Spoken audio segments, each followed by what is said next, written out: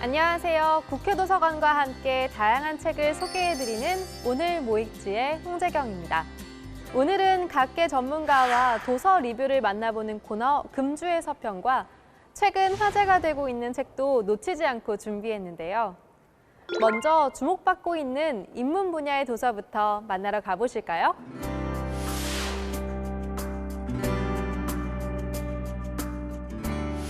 이 음식의 이름은 왜 이렇게 지었을까? 한 번쯤 궁금했던 적 있으신가요? 첫 번째로 소개해드릴 책은 음식의 어원에 대한 다채로운 이야기를 담은 책 미식가의 어원사전입니다. 저자는 음식의 이름이 탄생하게 된 과정을 거슬러 올라가며 숨겨져 있던 이야기를 들려주는데요. 고대 인류의 지혜가 담긴 요리부터 세계 정복에 성공한 현대의 패스트푸드까지 음식의 기원과 그 이름에 담긴 이야기를 펼쳐냅니다. 조리 방식은 물론 어디에서 요리했는지, 언제 먹느냐에 따라 달라지는 흥미로운 이야기가 160개나 넘는 에피소드에 담겨 있습니다. 누구나 한 번쯤 품어봤을 음식 이름에 관한 의문을 명쾌하게 해결해주는 책, 미식가의 어원사전을 읽어보시는 건 어떨까요? 두 번째로 소개해드릴 책은 미국에서 퀴어 작가이자 편집자로 활동하고 있는 저자 미셸 렌트허슈의 책 젊고 아픈 여자들입니다. 저자는 20대에 고관절 수술, 비만세포 활성화 증후군, 라임병, 갑상샘암, 아나필락시스 증상, 노인성 속쓰림까지 다 세기도 버거운 건강 문제를 잇따라 겪게 되는데요. 늘 아픈 사람처럼 보이지 않으려고 애쓰면서 민폐를 끼쳐 미안하다는 말을 삼키며 지냅니다. 젊고 아픈 여성으로 살아가는 일은 세상의 기대를 정면으로 거스르는 일이었다고 회고하는데요. 저자는 자신이 직접 듣고, 보고, 읽은 차별과 편견을 생생하게 기록하고 다양한 여성들의 이야기까지 수집하는데요. 누구나 아플 수 있음에도 마음 놓고 아프다고 말하지 못했던 사람들의 이야기를 담은 책, 젊고 아픈 여자들을 추천합니다. 주소와 지도가 없던 시절 사람들은 대체 어떻게 길을 찾아다녔을까요? 다음으로 소개해드릴 책은 주소 이야기입니다. 옛날에는 주소가 없어도 대부분 자신이 아는 범위 내에서 길을 다녔기에 문제가 없었습니다.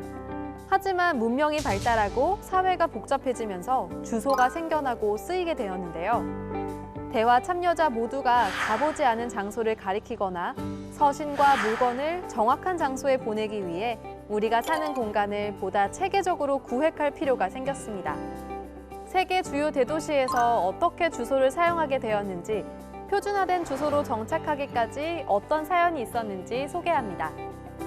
인접한 토지도 서로 다른 행정구역에 편입되는 순간, 즉 주소가 다르게 붙는 순간 가치가 달라진다고 하는데요. 주소에 관한 흥미로운 논쟁과 역사를 담은 책, 주소 이야기를 읽어보시는 건 어떨까요? 다음은 독서의 길잡이가 돼줄 전문가의 책 리뷰를 만나보는 시간, 금주의 서평입니다. 이번 주에는 어떤 서평이 준비되어 있는지 한번 알아볼까요?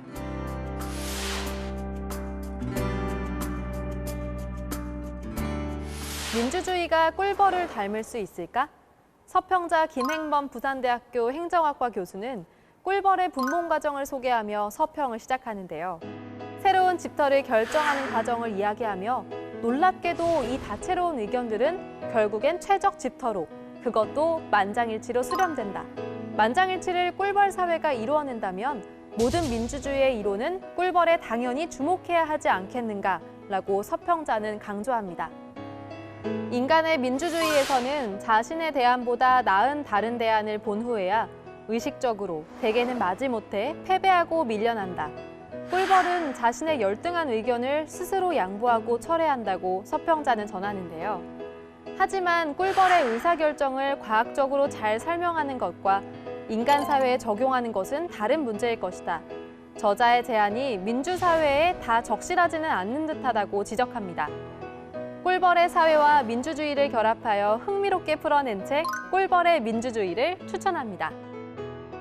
리더는 사람들이 빠르게 고비를 넘어서 반등할 수 있도록 도와야 한다.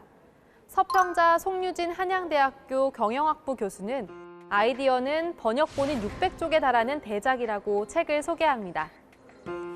엄청나게 빠르게 변하고 있는 세상에서 기업이 생존하고 더 나아가 성장하기 위해서는 기업의 기본 설계, 즉 비즈니스 코드를 바꿔야 한다고 책의 주제를 덧붙여 설명하는데요. 기업 경영과 전략에 대한 거의 모든 것을 다룬다는 장점을 갖고 있음에도 백과사전식 나열로 강약 조절이 안 되는 느낌이 드는 것은 아쉬운 부분이라고 서평자는 지적합니다.